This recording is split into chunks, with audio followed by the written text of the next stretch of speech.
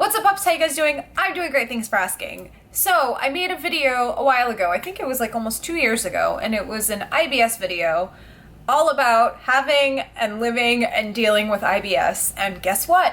I still have it because it's not something that just goes away so easy. I wanted to make a follow-up video because a lot of you have been requesting that I make another video on this topic. So I wanted to do a very quick updated video on what I've learned since then and how to live with IBS. If you are interested in watching the video that I made a few years ago, I do have that link for you right down in the description bar, so make sure you check that out. You can either watch it now or watch this video first and then go watch that one. They don't precede each other, or there's no like before and after, so you're good. Things that I have learned from having IBS now for a very long time. Okay, so IBS can be caused and triggered by what seems like a million different reasons. Sorry about my light just now. I'm working with sunlight, so there must be a cloud somewhere blocking the sun. So there are a few major contributing factors to IBS. So if you're experiencing any stress or anxiety, it could be some of the foods that you're eating. Lack of sleep can do a number on your body, let me just tell you. Also low vitamin D. Surprisingly enough, low vitamin D can cause a lot of issues in your gut. And as we know, IBS stands for irritable bowel syndrome, so it has everything to do with your intestines and your gut. And you would be so amazed when you do research and find out how many things can go wrong if your gut and your intestines are not functioning properly. So I also recently found out, which I'm going to be doing a video on the subject, that I am insulin resistant, and I am on medication currently to get my insulin levels in check so that I don't develop diabetes. And I was told that IBS can also be triggered by that. High insulin levels. It's why I haven't been able to lose weight. It's also why I always have stomach issues. It's because my insulin is out of whack. So there are so many factors, and I can't stress to you enough that if you think you are suffering from IBS or have any of the symptoms, I highly recommend visiting a doctor. You never know what could be causing you to experience IBS, so go to your general doctor, get a blood test, ask for the full works.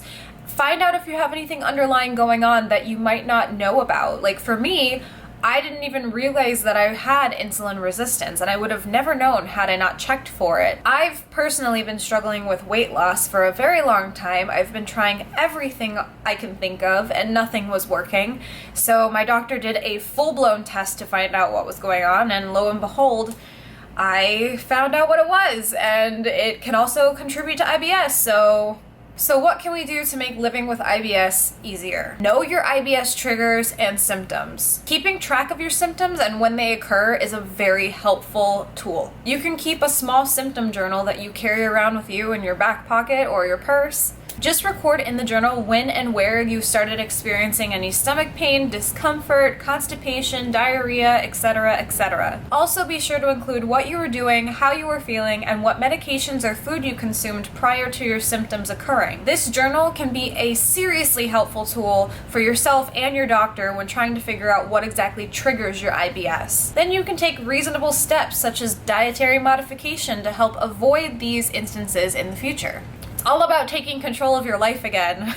You shall not poop in public! Another thing that can definitely help you live with IBS is to talk about it openly. Remember, you don't have to be alone when you're dealing with IBS. It's a terrible thing. It sucks. It makes you feel really, for lack of better word, shitty. Seek out support from your friends and family. I'm telling you right now, they're not gonna make fun of you. And if they know anything about you, they've probably seen you on more than one occasion rush to the bathroom.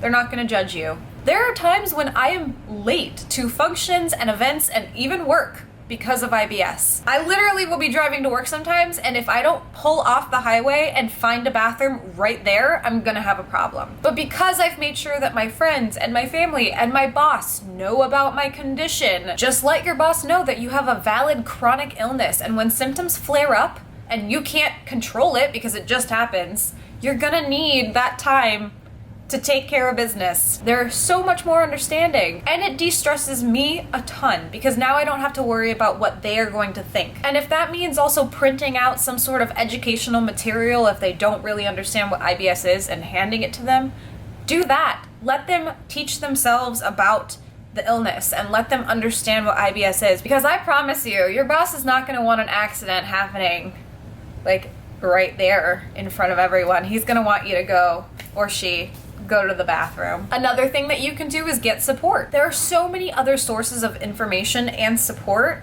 if you don't feel comfortable talking to your friends and family about it. There are doctors, nurses, therapists, dietitians who know a ton about IBS and can give you super valuable information. One of the biggest things that I have learned to do, and I feel like it is super important when living with IBS, is to always be prepared for anything. Coping with IBS definitely takes some preparation and courage. You don't have to be afraid to go out, and this is how I used to be. I was afraid to go anywhere, whether it was to a restaurant, a store, a mall, a park for the day.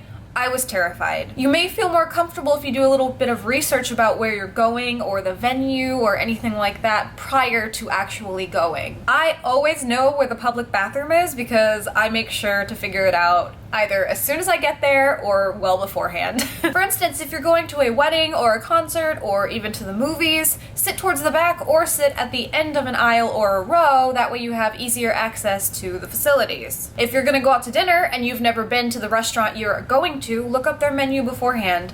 Tons of restaurants now post their menus online so you can at least get an idea for what you may or may not be able to eat. And if there's something that you want to splurge on, always have Imodium because that stuff saves lives. And something that I have definitely noticed is if you don't tell people about IBS, 9 times out of 10, they are imagining reasons for your behavior that are far weirder than IBS. So I found that it's easier to make light of the situation and crack a joke or two about it, and people tend to be understanding. I haven't come across one person yet who's been like, I'm offended that you poop. And remember, it's only human to have embarrassments. Situations are rarely as bad as you think they are. You may find that other people haven't noticed your numerous trips to the bathroom because they have their own awkward issues. And the last thing that I can recommend is try to reduce your stress levels. Meditation and stress management are super, super helpful in dealing with stressful situations.